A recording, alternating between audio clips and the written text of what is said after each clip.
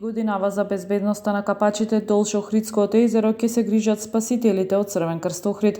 Како и секоја година, мај и јуни се резервирани за обуки и интензивни подготовки за престојната летна туристичка сезона. Она што очекуваме е како минатата година, оние поголеми капалишта со што имаат веќе концесионерство, хотелско-угостителските објекти на брегот да побараат вакви услуги. Ние сме тука на располагање.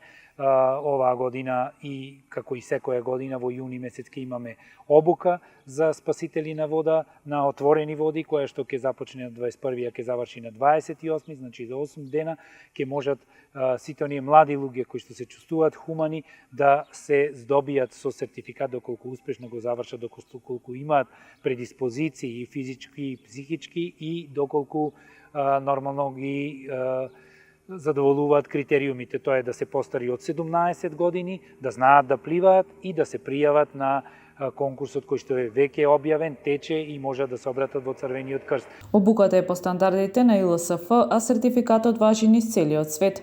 Годинава како и минатата на располагање ќе бидат околу 15 до 20 на спасители. Како спасители на отворени води, нашата задача е да се грижиме за безбедноста на капачите на Охридското крајбрежје, кое е обезбедено од страна на спасител.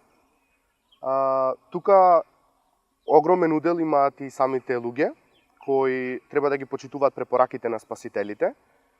Можам да кажам дека баш кај нас не ги почитуваат нашите препораки, а пред се нашата задача како спасители е да превенираме, не да интервенираме. Нашата цел е да превенираме нешто од несаканите дејности да се случат. Така што туристите, односно странските посетители, ги почитуваат нашите препораки и често се упатуваат и бараат наша помош доколку се осеќаат неспремни да влезат во вода и доколку не знаат да пливаат. За разлика од нашите, да речам, локални туристи, нашите охриѓани, кои воопшто не бараат таква помош и воопшто не ги почитуваат нашите препораки.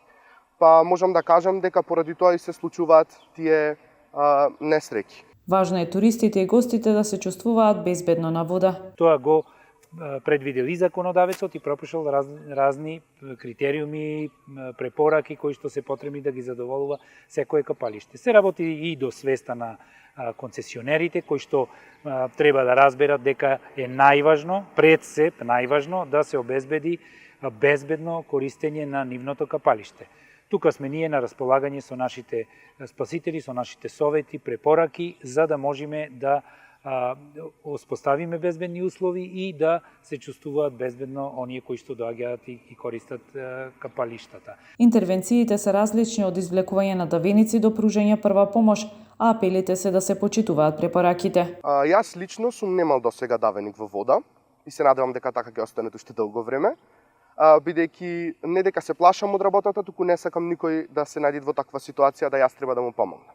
Досега сум имал само копнени повреди, тоест пружење на прва помош, во доста голем број, бидејќи некој си секол на срча, како што знаеме околу локалите кои се на крајбрежјето, некогаш може да завршат скршени стакла и чаши, па некогаш некој паднал и такви слични мали повреди. Минатата година имавме, ево, и секоја година е просекот тука околу 15 до 25 интервенции на спасување и излекување давеници и преку 800 интервенции минатата година имавме на укажување на прва помош, најразлични интервенции на укажување прва помош. Сепак е тоа огромна бројка, еден живот да спасите и самата појава на спасителот значи безбедност кај многу наши сограѓани, но особено кај странските туристи кои што прво се обраќаат до спасителот, доаѓаат и нормално ги бараат условите или бараат да се грижи некој за децата кои што се послаби пливачи и така натака. Тоа е од тука произлегува и апелот кој што го упаќаме секоја година до